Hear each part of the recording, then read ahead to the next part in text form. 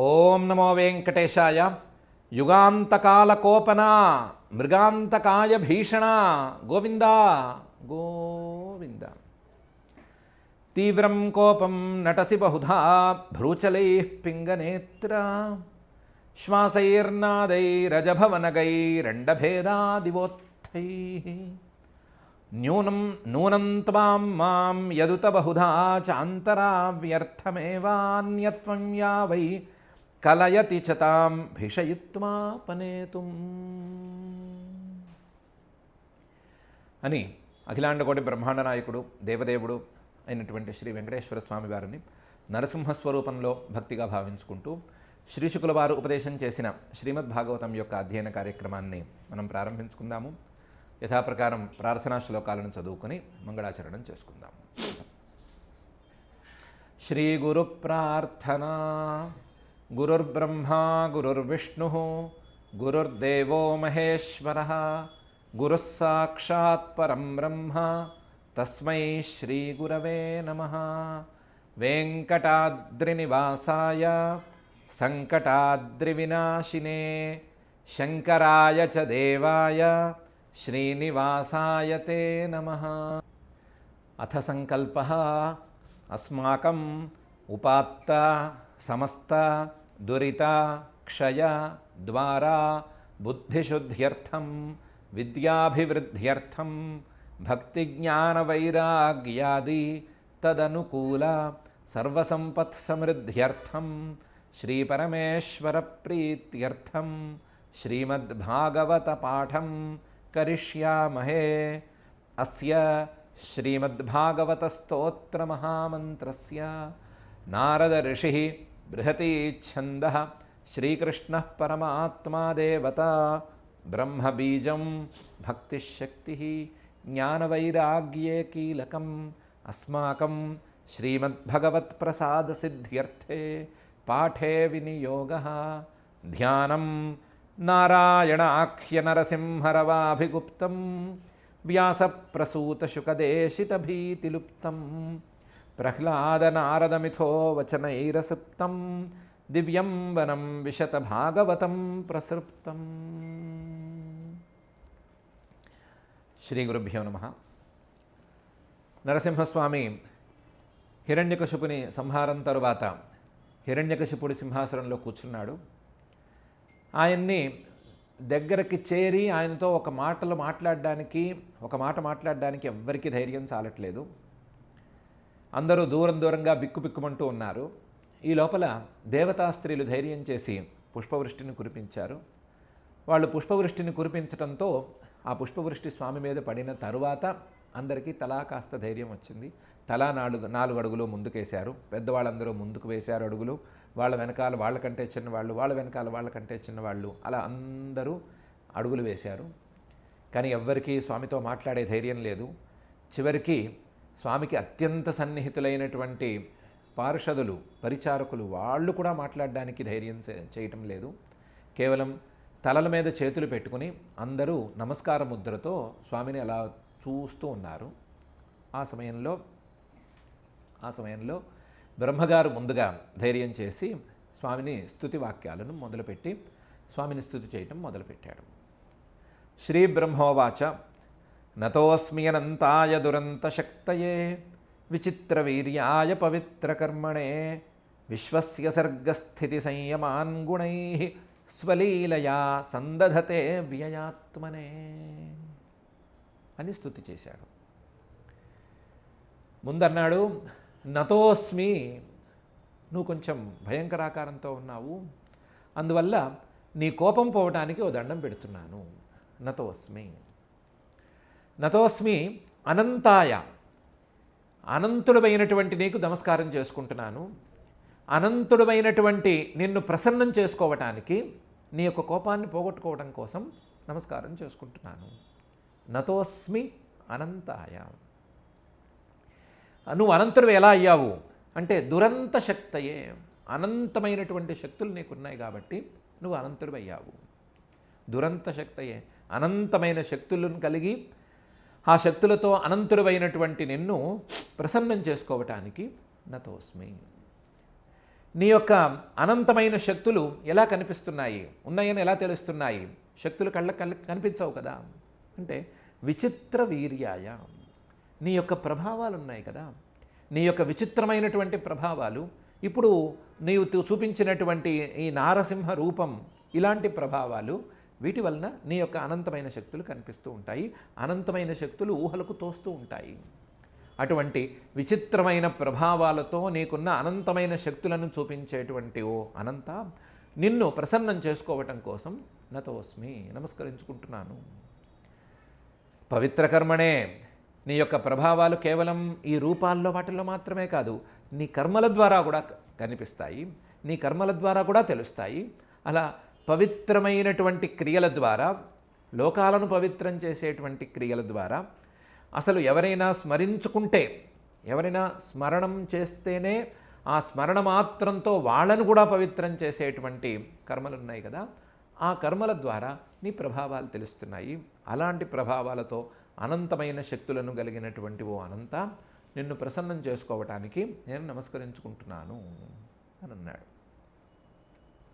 దాన్నే కేవలం ఈ సగుణ రూపానికి మాత్రమే వర్తించేది కాదు ఈ విషయం అని చెప్పడానికి, విశ్వస్య సర్గస్థితి సంయమాన్ గుణై స్వలీలయా సందధతే అని ఒక కొత్త పదాన్ని, కొత్త వాక్యాన్ని చెప్పాడు. ఈ కేవలం ఈ నరసింహావతారానికి సగుణ రూపానికి సంబంధించింది కాదు ఈ అనంతాయ అనేటువంటి విశేషణం.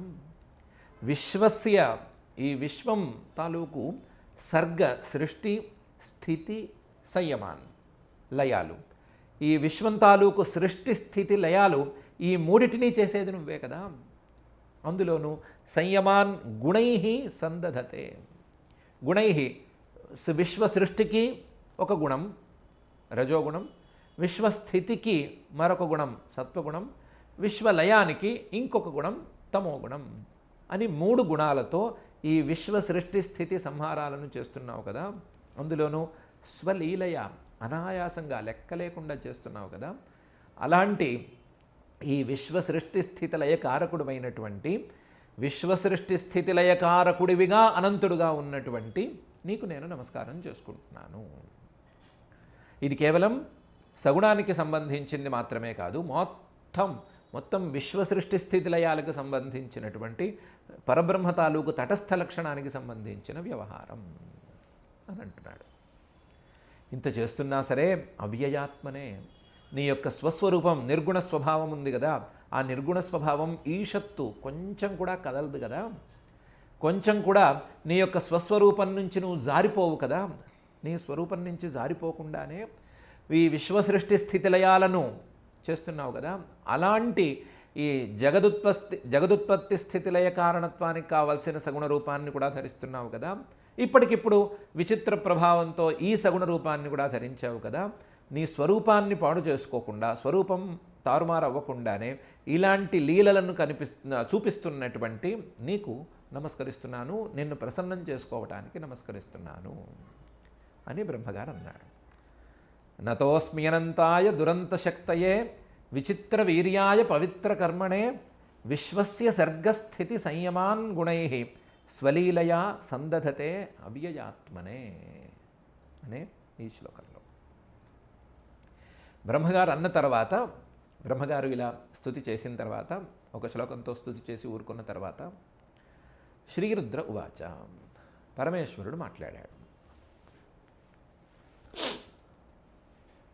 ఈయన వాగ్విశుద్ధ అని పేరు గడించినవాడు, విశుద్ధమైన వాక్కుకు ప్రతీకగా ఉండేటువంటి వాడు ఆయన ఒక చిన్న ముక్కతో స్వామిని అందంగా స్తుతి చేశాడు.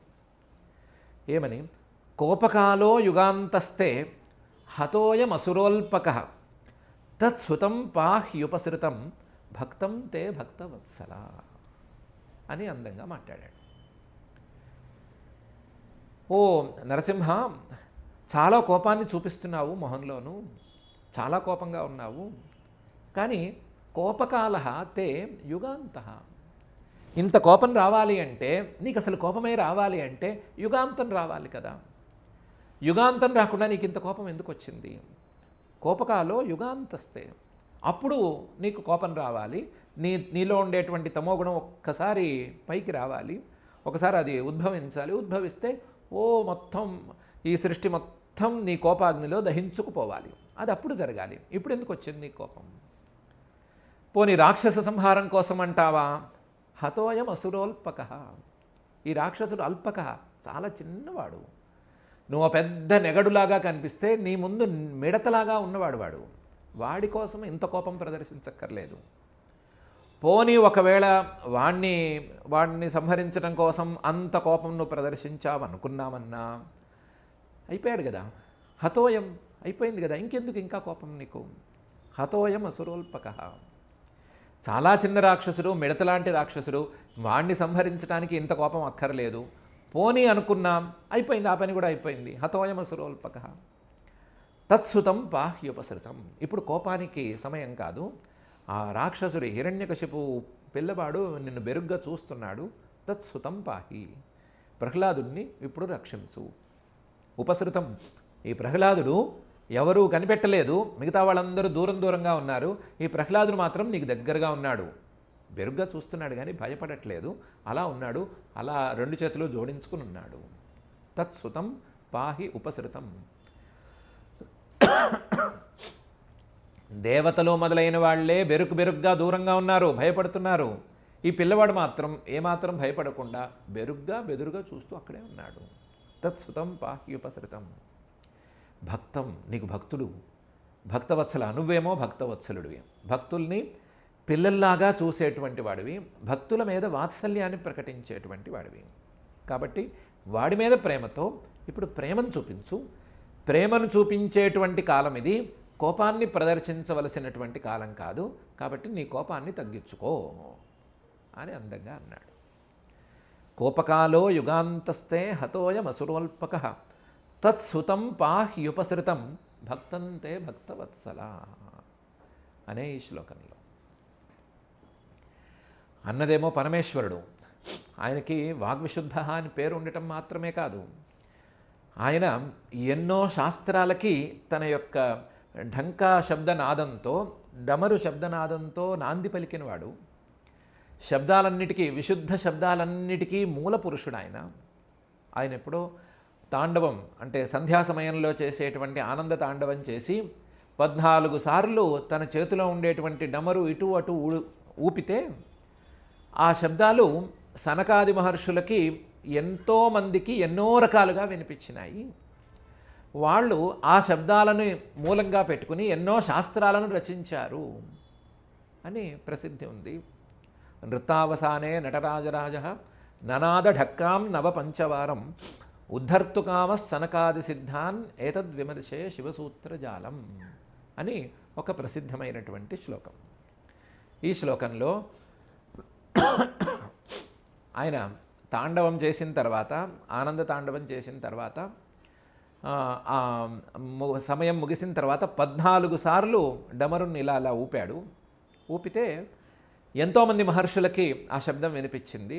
ఆ శబ్దంలో పాణిని గారికేమో ఐ ఉన్ రులుక్ ఏవోంగ్ ఐ ఓచ్ అనే తీరులో 14 మాహేశ్వర సూత్రాలుగా వినిపించింది ఆ శబ్దం. భరతమునికేమో నాట్యశాస్త్రానికి వీలుగా తద్ధీం తదిగణతం ఇలా అంటారు కదా, ఆ శబ్దాలుగా ఆయనకు వినిపించింది. సనకాది మహర్షులకి ఇంకో రకంగా వినిపించింది. తత్వశాస్త్రం తెలిసిన వాళ్ళకి తత్వశాస్త్రానికి మూలభూతమైనటువంటి శబ్దాలుగా వినిపించింది అనుంది. తన డమరుక శబ్దనాదంతోనే ఇంతటి అర్థాన్ని తెలియజేయగలిగినటువంటి పరమేశ్వరుడు నోరు విప్పితే ఇంకంత అర్థాన్ని తెలియజేస్తాడు. అందువల్ల ఈ అర్థంతో మాత్రమే ఆపకుండా ఇంకో అర్థంతో కూడా ఆయన అన్నాడు. వెనక నుంచి చూసుకుంటే భక్తవత్సల, నువ్వు భక్తవత్సలుడివి, భక్తుల్ని పిల్లల్లాగా చూసుకునేవాడివి. అందువల్ల తత్సుతం పాహి.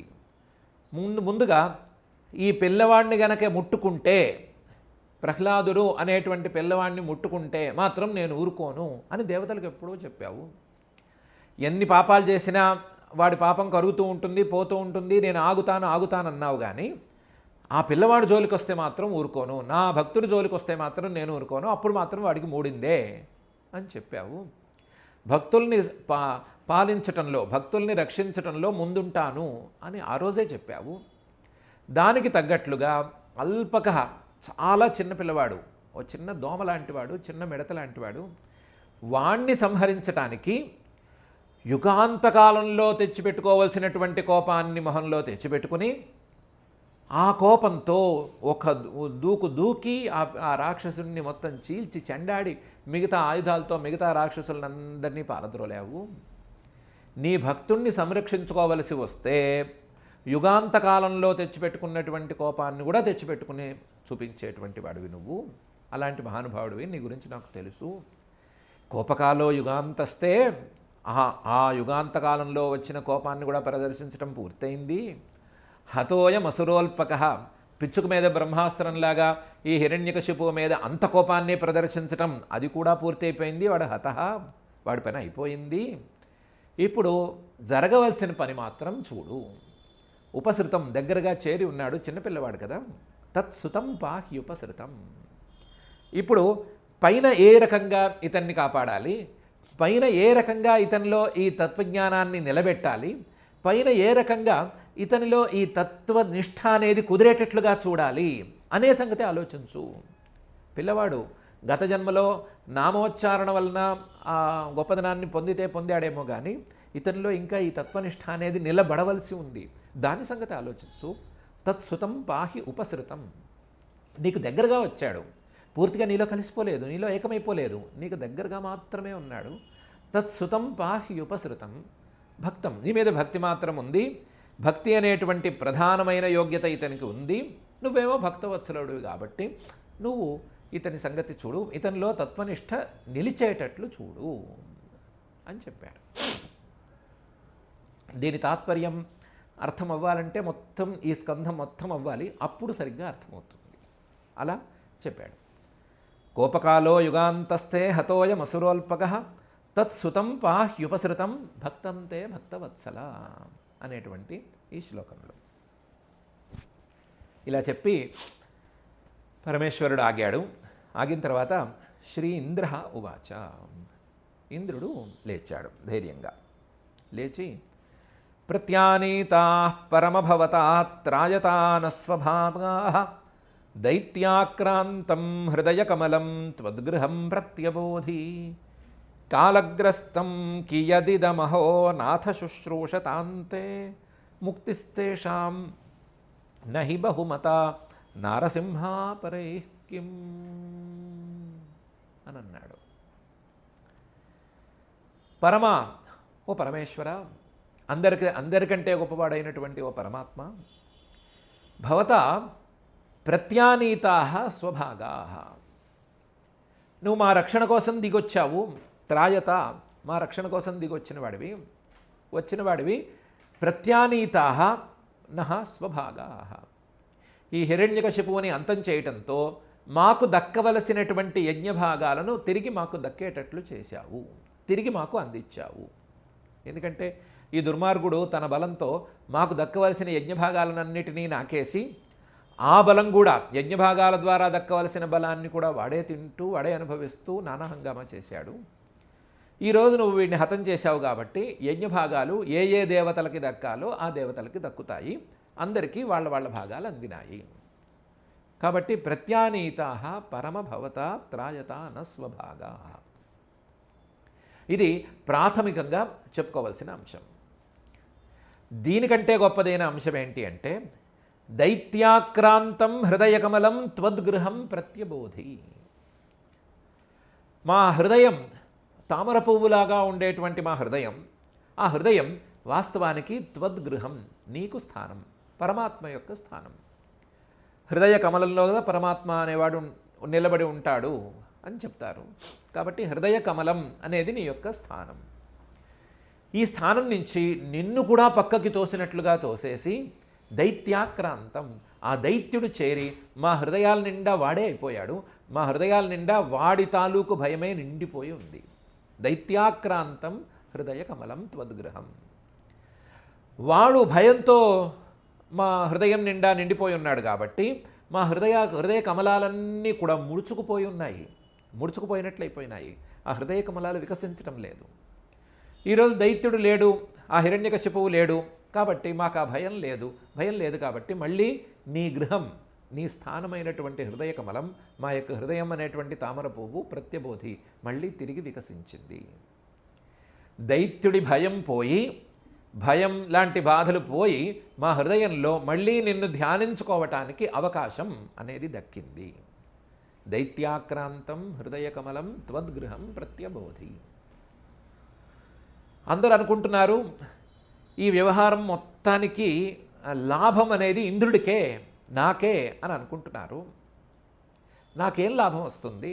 ఏం లాభం వస్తుంది? స్వర్గరాజ్యం అనే రాజ్యం ఒకటి లభిస్తుంది. ఆ పదవి, కొన్నాళ్ళు తుమ్మితే ఊడిపోయే పదవి ఒకటి నాకు దక్కుతుంది. దానివల్ల ఏం ప్రయోజనం పెద్దగాను? కాలగ్రస్తం కియదిదం. ఎప్పటికైనా ఊడిపోవలసిందే కదా. తుమ్మితే ఊడుతుంది, లేదా తుమ్మటం కాకపోతే ఎప్పటికైనా ఊడుతుంది. ఊడేదే కదా ఇది. కాలగ్రస్తం, ఎప్పటికైనా కాలం అనే దాని కోరలకి చిక్కవలసిందే కదా నా పదవి. కియదిదం, ఎంత ఇది? అహో నాథ శుశ్రూషతాంతే ముక్తిస్తేషాం నహి బహుమత. ఈ స్వర్గం అనేటువంటి రాజ్యము, ఈ రాజ్యానికి ఆధిపత్యము, ఈ పదవి, అధికారం, వీటన్నిటికంటే నీ శుశ్రూష చాలా గొప్పది కదా.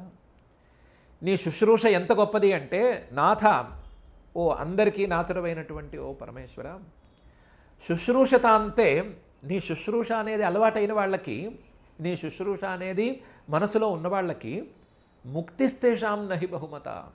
ముక్తి కూడా పెద్దల లెక్కలోకి లేదు. ముక్తిలో ఏముందండి? మనకి ముక్తి ఎందుకండి? హాయిగా ఆ పరమాత్మను సేవ చేసుకుంటే సరిపోతుంది, ఆ పరమాత్మ కాళ్ళు పట్టుకుంటే సరిపోతుంది అన్నట్లే ఉంటారు కదా. నాథ శుశ్రూషత అంతే ముక్తిస్తేషాం నహి బహుమత. ఓ నరసింహ, ఓ నరసింహ రూపాలను కలగలిపి ధరించినటువంటి ఓ పరమాత్మ, అపరైక్యం, ముక్తే లెక్క లేకపోతే, ముక్తికే నీ సేవకు ముందు విలువ లేకపోతే, మిగతా నా స్వర్గరాజ్యము, ఆధిపత్యము, పదవి, ఇవన్నీ ఏమవుతాయి? ఏం లెక్కలోకి వస్తాయి? కాబట్టి అందరూ అనుకుంటున్నట్లుగా నాకేమీ ఈ స్వర్గాది రాజ్యాలతో కానీ పదవులతో కానీ పెద్దగా ప్రయోజనం లేదు, ఇది కాలగ్రస్తం అని నాకు చక్కగా తెలుసు. నాకు కావలసిందల్లా నీ యొక్క పాదసేవ మాత్రమే. ఆ పాదసేవ, నిన్ను మనసులో ధ్యానించుకోవటం అనే తీరులో జరిగేటువంటి పాదసేవ, దానికి అవకాశం ఇప్పుడు మళ్ళీ లభించింది. ఇంతకాలం భయంతో, హిరణ్యకశిపువు మీద భయంతో నిండి ఉన్న నా మనసులో నీ గురించిన ఆలోచనలకు తావు లేకుండా పోయింది. ఇప్పుడు మళ్ళీ నీ గురించి ఆలోచించుకోవటం, నేను ధ్యానించుకోవటం, నీ పాదసేవ చేసుకోవటం, నీ శుశ్రూష చేసుకోవటం, ఇవన్నీ కూడా నా మనసులో నేను చేసుకోవచ్చు. ఇదే నాకు పరమ ఫలితం అని అన్నాడు.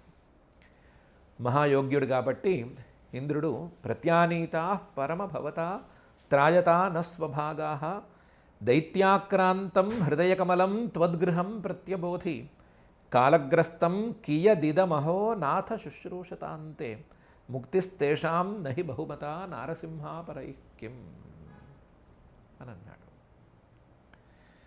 మరి ఇదే అభిప్రాయం గనక ఉన్నట్లయితే ప్రత్యానీతా పరమభవత త్రాయతా న స్వభాగా అని ఎందుకంటాడు? మా అందరికీ, దేవతలందరికీ మా యజ్ఞభాగాలను అందించావు అని ఎందుకంటాడు అంటే, జాగ్రత్తగానే అన్నాడు ఇంద్రుడు, స్వభాగా, అవి మా భాగాలు కావయ్యా, నీ భాగాలు. మాలో కూడా అంతర్యామిగా ఉండి, మాలో ఏమిటి, ఆ హిరణ్యకశిపువులో కూడా అంతర్యామిగా ఉండి నువ్వే తీసుకున్నటువంటి యజ్ఞభాగాలు, ఆ యజ్ఞభాగాలని నువ్వు ఇప్పుడు మళ్ళీ మాకు కూడా కాస్త అందేటట్లు చేశావు, అందుతున్నట్లుగా చేశావు. మావి కావవి, అవి కూడా నీవే. ఆ యజ్ఞభాగాలు కూడా నీకు చెందినవే, ఇంతకు ముందు నీకు చెందినవే, ఇప్పుడు నీకు చెందినవే, అన్నీ నీవే. కాకపోతే ఇప్పుడు కొత్తగా జరిగింది, మా హృదయ కమలాల్లో భయం లేకపోవటం, హృదయ కమలాలు వికసించటం, అందులో నీ భావనకు అవకాశం కలగటం అనేదే అని చెప్పాడు. ఇంద్రుడు మాట్లాడిన తర్వాత ఋషయ ఊచుహు, ఋషులు అన్నారు. ఇంద్రుడు ధ్యానం గురించి మాట్లాడాడు. ఇంద్రుడు మనసులో బెరుకు, మనసులో భయము, ఆ భయం ఉండగా ధ్యానం సాగకపోవటం, వీటిని గురించి మాట్లాడాడు. మేము కూడా చెప్తున్నాము, త్వన్నస్తపః పరమమాత్థయదాత్మతేజ ఏనేదమాది పురుషాత్మగతం ససర్జ తద్విప్రలుప్తమమునాద్య శరణ్యపాల రక్షాగృహీత వపుషా పునరన్వమముస్థాః అని చెప్తున్నాము.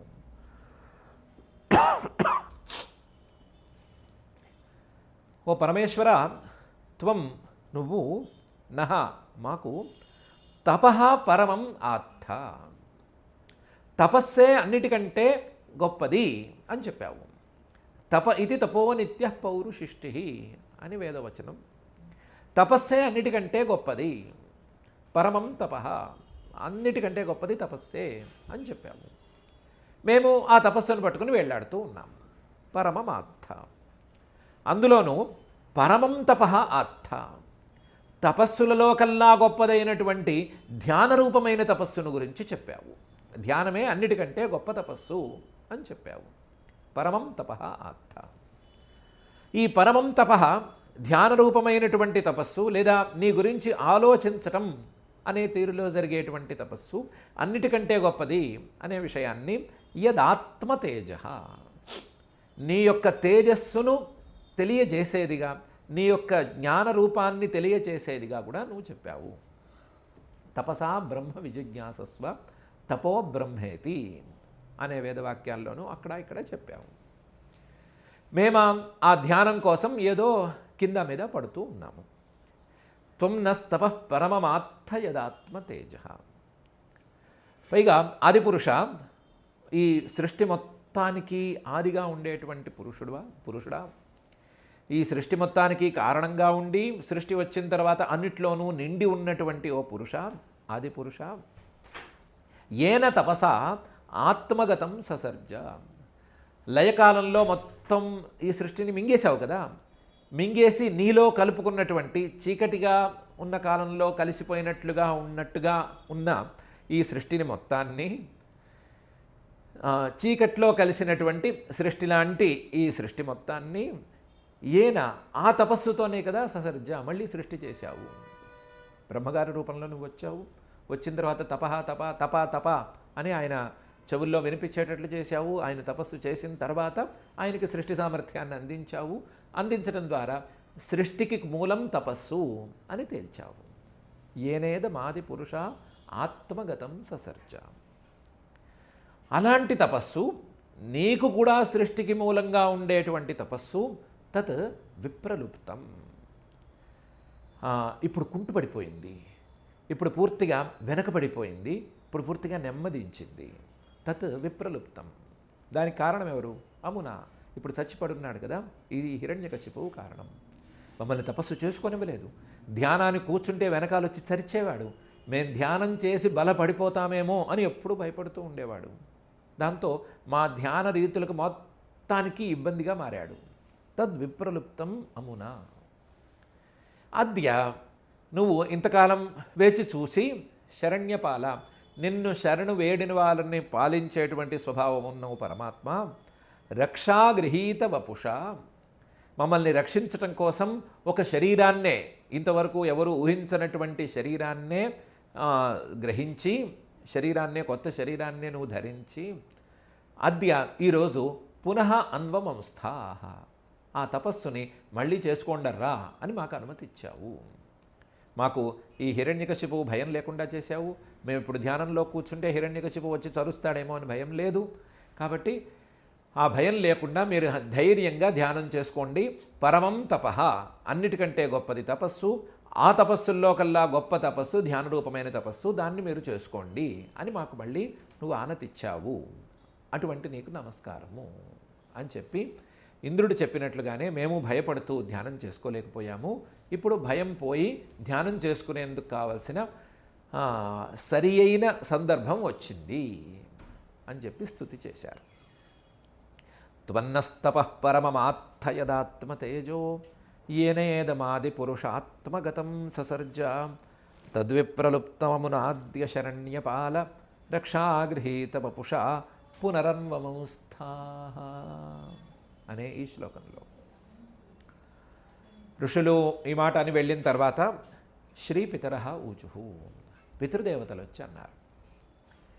వాళ్ళన్నారు, శ్రాద్ధాని నోది బుభుజే ప్రసభం తనూజైః దత్తాని తీర్థ సమయేప్యపి వ్యక్తిలాంబు తస్యోదరాత్ నఖ విదీర్ణపపాద్య ఆర్ఛత్ తస్మై నమో నృహరయేఖిల ధర్మగోప్త్రే అని. స్వామి, మేము పితృదేవతలము, మాకు సంవత్సరానికి ఏదో నెలకు ఒకసారి చొప్పున మాకు భోజన కాలం ఉంటుంది. ఆ భోజన కాలంలో అంటే సంవత్సరానికి 12 రోజులు అమావాస్యలు వేసుకుంటే 12 రోజులు వస్తాయి. లేదా సంవత్సరానికి ఒక రోజు, ఏ రోజైతే మా ప్రత్యేకించిన రోజు ఉంటుందో ఆ రోజు ఉంటుంది. లేదా సంవత్సరంలో కొన్ని రోజులు 96 రోజులు మాకు సంబంధించిన రోజులు ఉంటాయి.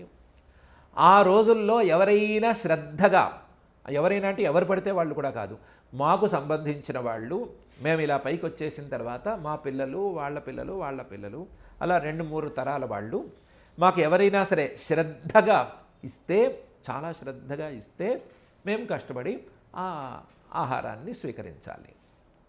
శ్రాద్ధాని అంటే శ్రద్ధయా దత్తాని, శ్రద్ధగా ఎవరైనా మాకు ఇస్తేనే మేము తినగలము. శ్రద్ధ తక్కువైతే మాత్రం మాకు ఎక్కదు. శ్రద్ధ తక్కువైతే సహజంగానే సిగ్గరులుగా ఉండేటువంటి మేము అక్కడికి వెళ్ళలేము, వెళ్ళకపోతే అక్కడ తీసుకోలేము. శ్రాద్ధాన్ని అసలే మాకున్న సమస్య చాలా పెద్దది.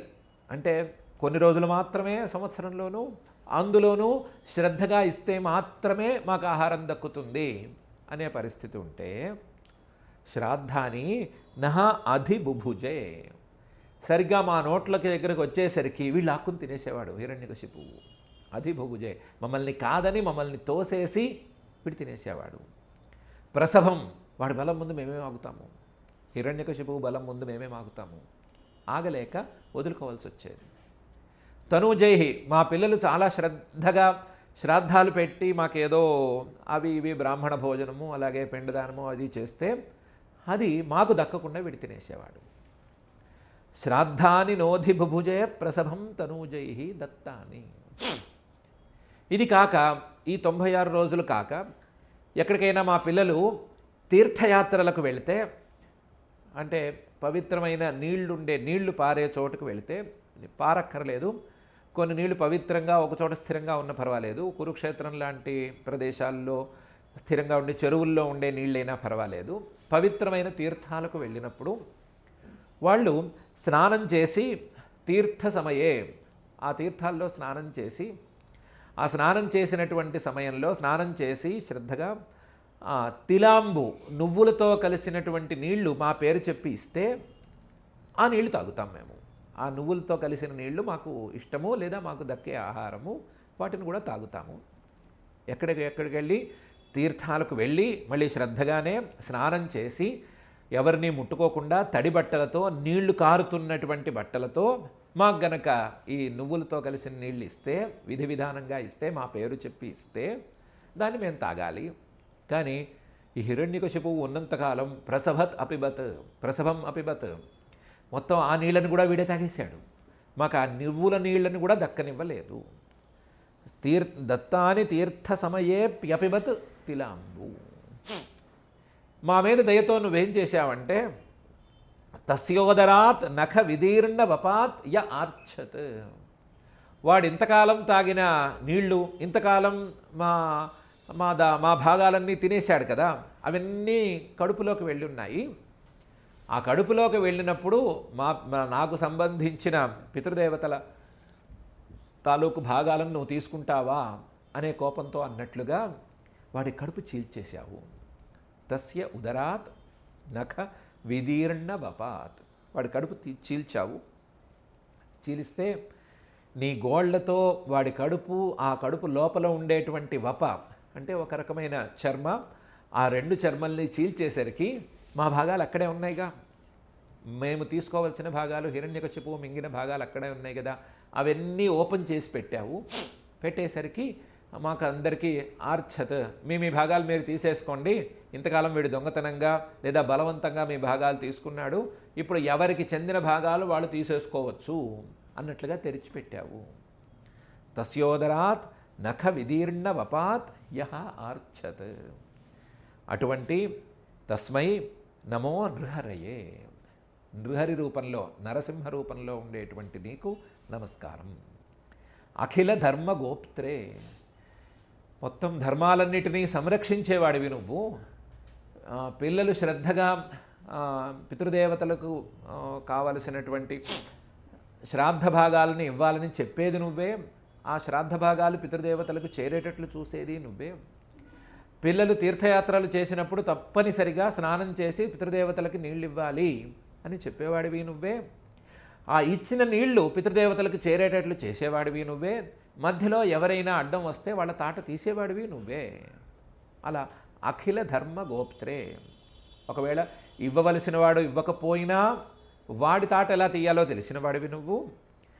ఇవ్వవలసిన వాడు ఇస్తే దాన్ని పితృదేవతలకి చేరకుండా ఎవరైనా మధ్యలో అడ్డుకుంటే వాడి తాట తీసి చూపించేశావు కదా. కాబట్టి అలా అందరినీ ఎవరు వాళ్ళ ధర్మాలు చేసుకుంటూ వస్తారో వాళ్ళని కాపాడుతూ, ఎవరెవరు వాళ్ళ ధర్మాలను మీరుతారో వాళ్ళందరినీ శిక్షిస్తూ ఉండేటువంటి నీకు నమస్కారము అని చెప్పారు. శ్రాద్ధాని నోధి బుభుజే ప్రసభం తనూజై దత్తాని తీర్థ సమయేప్యపిబత్తిలాంబు తస్యోదరాత్ నఖ విదీర్ణవపాద్య ఆర్ఛత్ తస్మై నమో నృహరయే అఖిల ధర్మ గోప్త్రే అనే ఈ శ్లోకంలో. దీని తర్వాత సిద్ధులు వచ్చారు.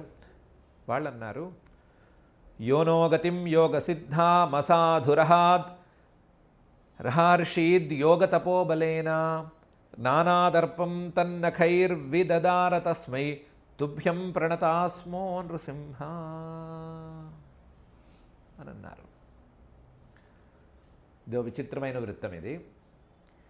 యోనః గతిం యోగసిద్ధాం అసాధు అహర్షీత్ యోగ తపోబలేన. ఈ హిరణ్యకశిపువు చేసిన అన్యాయాలు అన్నీ కావు. మేము సిద్ధజాతికి చెందిన వాళ్ళము. మేము కష్టపడి ఒక జన్మంతా యోగ సాధన చేస్తే యోగ సాధన ద్వారా ఏదో అణిమా సిద్ధో లఘిమా సిద్ధో, ఒకళ్ళకి ఒక సిద్ధి ఇంకోళ్ళకి 2 సిద్ధులు లేదా కొంతమందికి అష్టసిద్ధులు, ఇలా కష్టపడి సిద్ధుల్ని సాధించుకున్నటువంటి జాతికి చెందిన వారం మేము. మా సిద్ధులన్నింటినీ వాడే దొంగతనంగా తీసుకెళ్ళిపోయాడు. మా సిద్ధుల్ని కూడా వాడే లాగేసుకున్నాడు. సిద్ధులు ఎవరికి కనిపించేవి కావు, మరొకళ్ళు తీసుకువెళ్ళగలిగినవి కావు. కానీ యహ నో గతిం యోగ సిద్ధాం యోగ తపోబలైన అహర్షీత్. తన యోగ బలంతోనూ తపోబలంతోనూ మాకుండేటువంటి యోగ సిద్ధుల్ని కూడా వాడు దొంగలించేశాడు. సిద్ధుల్ని కూడా లాగేసుకున్నాడు. పితృదేవతలకు ఇచ్చిన పిండాలు లాగేసుకోవటం కాదు, దేవతలకు ఇచ్చిన యజ్ఞభాగాలు లాగేసుకోవటం కాదు, చివరికి మా సిద్ధుల్ని కూడా వాడే లాగేసుకున్నాడు. యోగ తపోబలేన. అసాధు, మంచివాడు కాదు. ఎందుకంటే యోగ సిద్ధాం, మేము కష్టపడి జన్మంతా సాధన చేసుకుంటే వచ్చిన సిద్ధిని ఏదో ఒక జన్మలో చేసిన తపస్సుతో అందరి సిద్ధుల్ని ఒక్కొక్క సిద్ధిని లెక్కగట్టి లాగేసుకోవటం అనేది మంచి పద్ధతి ఏం కాదు. కానీ వాడు ఆ పని చేశాడు. దీనికి తోడు నానాదర్పం, రకరకాల దర్పాలాయే. ఒక అహంకారం కాదు. తపస్సు అంటే నేనే ముందుంటానంటాడు, యోగం అంటే నేనే ముందుండాలంటాడు, యోగ సిద్ధి అంటే నేనే ముందుండాలంటాడు, సిద్ధుల కంటే కూడా నాకే సిద్ధులు ఎక్కువ ఉండాలంటాడు, లేదా దేవతల కంటే నాకే యజ్ఞభాగాలు ఎక్కువ ఉండాలంటాడు, పితృదేవతలకి అందే భాగాలు కూడా నావే కావాలంటాడు. అలా ప్రతి దాంట్లోనూ అహంకారం చూపించిన వాడు నానాదర్పం. అలాంటి వాడికి సరిగ్గా ఎలా గుణపాఠం చెప్పాలో అలాగే గుణపాఠం చెప్పావు నువ్వు. ఎలా? తం నఖైర్విదదార, గోళతో చీల్చేసావు. అంత దర్పం ఉన్నవాడికి, అంత అహంకారికి, నేనే బలవంతుణ్ణి అని విర్రవీగుతున్న వాడికి గోళతో చీల్చేస్తే మహా అవమానమే కదా. కాబట్టి నఖైర్విదదార. అలా ఇలా దర్పంగా ఉండి చేయరాని అపకారాలు చేసినటువంటి వాణ్ణి శిక్షించిన నీకు తస్మై తుభ్యం ప్రణతాస్మో నృసింహ. నిన్ను ప్రసన్నం చేసుకోవటం కోసం, తిరిగి మా యోగ సిద్ధుల్ని మాకు దయచేయి అని ప్రార్థించడం కోసం మేము నమస్కారం చేసుకుంటున్నాము అని సిద్ధులు అన్నారు. యోనోగతిం యోగ సిద్ధామసాధురహర్షీద్ యోగ తపోబలేన నానాదర్పం తం నఖైర్విదదార తస్మై తుభ్యం ప్రణతాస్మో నృసింహ అనే ఈ శ్లోకంలో. సిద్ధుల తర్వాత విద్యాధరులు వచ్చారు. ఈ విద్యాధరులు అన్నారు, మా కేసు కూడా సేమ్ కేసు. విద్యాం పృథక్ ధారణయానురాద్ధాం న్యషేధజ్ఞో బలవీర్యదృప్త స ఏన సంఖ్యే పశువద్ధతస్తం మాయా నృసింహం ప్రణతాస్మ నిత్యం అని. స్వామి, మేము విద్యాధరులము. విద్య అంటే యోగశాస్త్రంలో ఉండేటువంటి ధారణ, ఆ ధారణ రూపంలో ఉండేటువంటి విద్య, తత్వవిద్య కాదు, వేరే విద్య కూడా కాదు, ఉపాసనకి దగ్గరగా ఉండేటువంటి ధారణా రూపంలో ఉండేటువంటి విద్య. ఈ విద్యతో ఏదో చిన్న సిద్ధిని సాధించుకున్న జాతికి చెందిన వాళ్ళం మేము. విద్యాం, మాకున్నటువంటి ఈ విద్య లేదా మాకున్నటువంటి ఈ సిద్ధి పృథక్ ధారణయా అనురాధాం, ఏదో ఒక వస్తువు మీద, కష్టం మీద మనసు నిలబెట్టి ఆ ధారణను సాధించి ఆ ధారణతో మేము సంపాదించి పెట్టుకున్నాము. దీన్ని ఈ విద్య అంటే దీనికి ఫలితంగా మాకు వచ్చేటువంటి అంతర్ధాన విద్య, కనిపించకుండా పోవటం, ఇలాంటి విద్య, వీటిని సాధించి పెట్టుకున్నాము. ఈ విద్యను కూడా ఈ అజ్ఞాని అయినటువంటి హిరణ్యకశిపువు బలవీర్య దృప్త, తన బలంతోనూ తన యొక్క ప్రభావంతోనూ దృప్త చాలా అహంకరించి న్యషేధత్, మీరెవరూ అంతర్ధాన విద్యల్ని వాటిని ప్రదర్శించడానికి వీల్లేదు అని నిషేధించి పెట్టాడు. ఒకవేళ అంతర్ధాన విద్యను ప్రదర్శిస్తే నేను ఒక్కడే ప్రదర్శించాలి, లేదా ఇంకో విద్య ఉంటే ఆ విద్య నేను ఒక్కడే ప్రదర్శించాలి, మీరెవరూ కూడదు అని నిషేధించి పెట్టాడు. కష్టపడి సాధించుకున్న విద్యను ప్రదర్శించకూడదు అంటే ఏమి ఉపయోగము? అలా మమ్మల్ని ఇబ్బంది పెట్టాడు.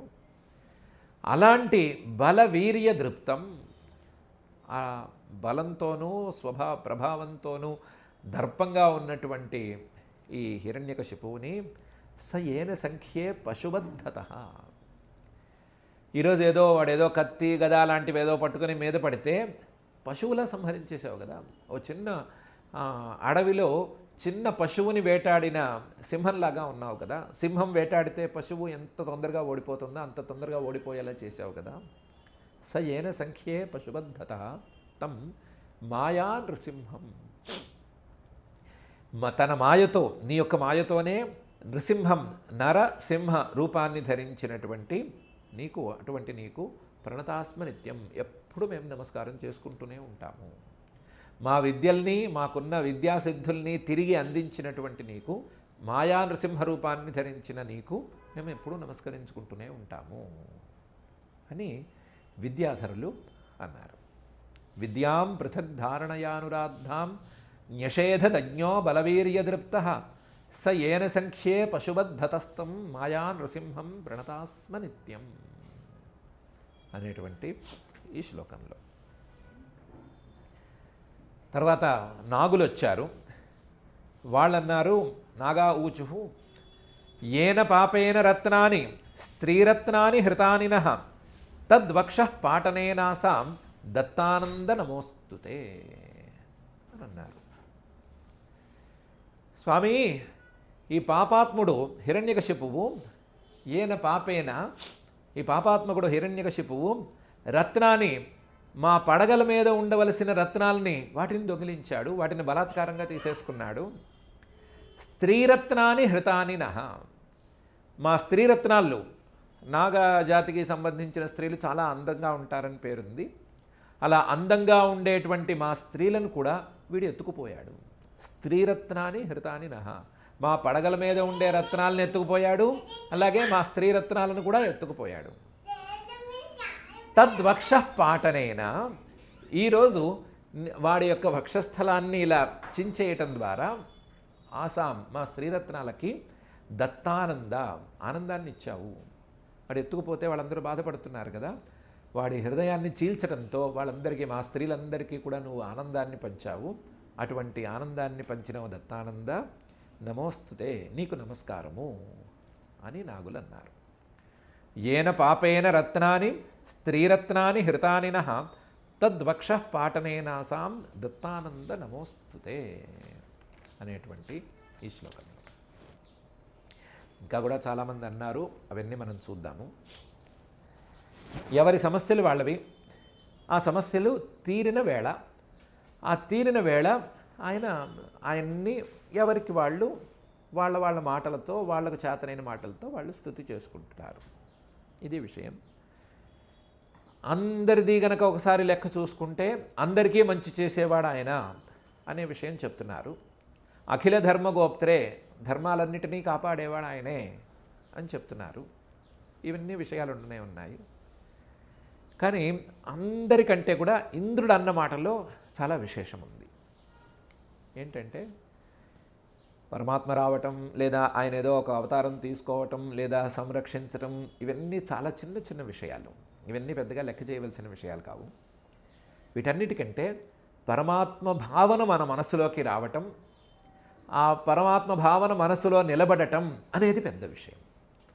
దానికి అడ్డంగా గనక ఏమైనా వస్తే, దానికి విఘ్నంగా కానీ, దానికి విఘ్నంగా వచ్చేటువంటి భయం లాంటివి కానీ ఏమైనా వస్తే వాటిని పోగొట్టుకోవటం అనేది పెద్ద విషయం. అది కాక మిగతా ప్రాపంచికమైనటువంటి ఫలితాలకు పెద్దగా విలువ లేదు. ఉన్న ఒకే ఒక విషయం, పరమాత్మ భావన మనసులోకి రావటం, ఆ వచ్చిన భావన నిలవటం అనేదే ప్రధానమైన విషయం. దానికి విఘ్నకరంగా ఉండేది పోవటం అనేది చాలా చాలా ప్రధానమైన విషయం అనే ఇంద్రుడి మాటలోనే ఎక్కువ విలువ ఉన్నట్లు తోస్తోంది. పరమేశ్వరుడి మాట విలువ అది వేరే విషయం, అది స్తుతి రూపంగా పరిణమించినటువంటి విషయం. కానీ మనకు కావలసినటువంటి విషయంగా మాత్రం ఇంద్రుడి మాటే చాలా బాగుంది. పరమాత్మ భావన మనసులో ఉండాలి, దానికి విఘ్నాలన్నీ పోవాలి అంటే ఆ పరమాత్మ యొక్క అనుగ్రహమే ఉండాలి. ఆయనే దిగి రావాలి, ఆయనే వచ్చి ఆ విఘ్నాలను పోగొట్టి ఆ భావనను నిలబెట్టాలి. అలా నిలబెడితే మనకు ఆ భావన నిలుస్తుంది. లేకపోతే ఈ ప్రాపంచిక విషయాల మీదే మనసు పోతుంది.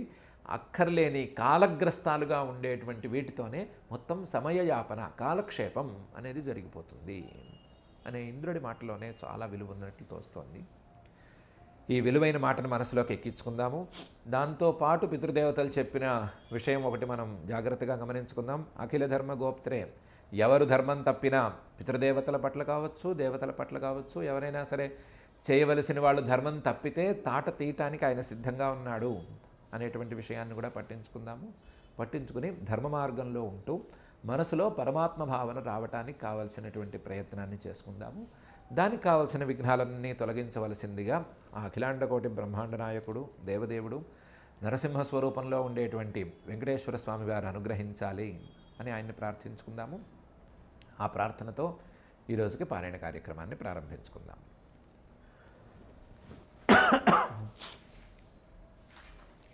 అథ శ్రీమద్భాగవతే పారమహంస్యాం సంహితాయాం సప్తమస్కంధే అష్టమాధ్యాయే శ్లోకాః. శ్రీబ్రహ్మోవాచ నతోస్మ్యనంతాయ దురంతశక్తయే విచిత్రవీర్యాయ పవిత్రకర్మణే విశ్వస్య సర్గస్థితి సంయమాన్ గుణైః స్వలీలయా సందధతే వ్యయాత్మనే. శ్రీరుద్ర ఉవాచ కోపకాలో యుగాంతస్తే హతోయమసురోల్పకః తత్సుతం పాహ్యుపసృతం భక్తం తే భక్తవత్సలా. శ్రీ ఇంద్ర ఉవాచ ప్రత్యానీతా పరమభవతా త్రాయతా నస్వభాగాః దైత్యాక్రాంతం హృదయకమలం త్వద్గృహం ప్రత్యబోధి. కాలగ్రస్తం కియదిదమహో నాథ శుశ్రూషతాంతే ముక్తిస్తేషాం నహి బహుమతా నారసింహాపరైః కిం. ఋషయ ఊచుః త్వన్నస్తపః పరమమాత్థయదాత్మతేజః येनेदमादिपुरुषात्मगतं ससर्ज तद्विप्रलुप्तममुनाद्य शरण्यपाल रक्षागृहीतवपुषा पुनरन्वमंस्थ समर्थाः। श्रीपितर ऊचुः श्राद्धानि नोधि बुभुजे प्रसभं तनूजैः दत्तानि तीर्थसमयेऽप्यपिबत्तिलाम्बू तस्योदरात् नख विदीर्णवपाद्य आर्च्छत् तस्मै नमो नृहरयेऽखिलधर्मगोप्त्रे। श्रीसिद्धा ऊचुः यो नो गतिं योगसिद्धामसाधुरहार्षीद्योगतपोबलेन नानादर्पं तन्नखैर्विददार तस्मै तुभ्यं प्रणतास्मो नृसिंहा। श्रीविद्याधरा ऊचुः विद्यां पृथग् धारणयानुराद्धां न्यषेधदज्ञो बलवीर्यदृप्तः स येन संख्ये पशुवद्धतस्तं मायानृसिंहं प्रणतास्म नित्यम्। श्रीनागा ऊचुः येन पापेन रत्नानि स्त्रीरत्नानि हृतानि नः तद्वक्षः पाटनेनासां दत्तानन्दनमोऽस्तु ते। इति श्रीमद्भागवते पारमहंस्यां संहितायां सप्तमस्कन्धे अष्टमाध्याये श्लोकाः। अथ क्षमा प्रार्थना यदक्षरपदभ्रष्टं मात्राहीनं च यद्भवेत् तत्सर्वं क्षम्यतां देव नारायण नमोऽस्तु ते। अथ भगवत्समर्पणं कायेन वाचा मनसेन्द्रियैर्वा बुद्ध्यात्मना वा प्रकृते स्वभावात् करोमि यद्यत् सकलं परस्मै नारायणायेति समर्पयामि। अथ लोकक्षेमप्रार्थना सर्वे भवन्तु सुखिनः सर्वे सन्तु निरामयाः सर्वे भद्राणि पश्यन्तु मा कश्चित् दुःखभाग् भवेत्। अथ मङ्गलं श्रियः कान्ताय कल्याणनिधये निधयेऽर्थिनां श्रीवेङ्कटनिवासाय श्रीनिवासाय मङ्गलम्।